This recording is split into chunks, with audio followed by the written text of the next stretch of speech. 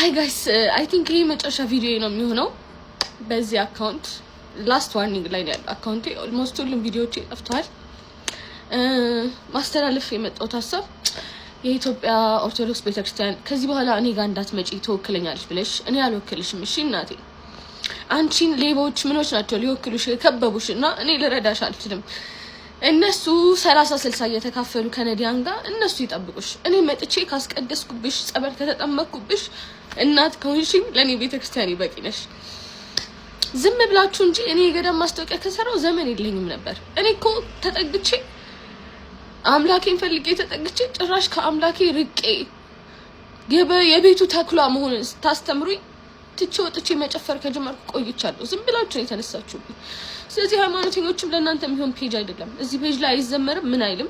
ቲክቶክ ላይ ስመጣ እኔ እንደውም እምነትም የለኝም ከዚህ በኋላ ከመጣው ነው ወደ ዩቲዩብ መሄድም ይመስለኛል ዩቲዩብ ከፍት ያሰብኩኝ ነው ምክንያቱም በቃ ደከመኝ ጋይስ አሁን ደግሞ ከሰው ጋር አይደለም ገባችሁ ፋይት ያርኩለት በመንጋ ካሉ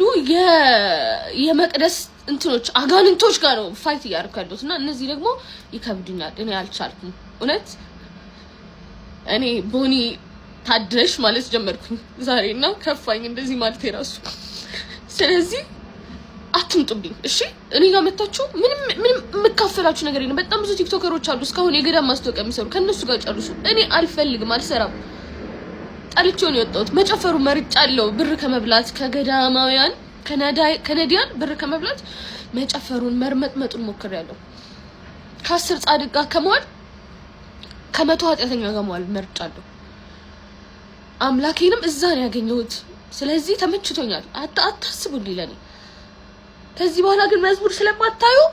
እኔም ስለማልሰራባችሁ አንፎሎ አድርጋችሁ ከፔጅ ወጡ እሺ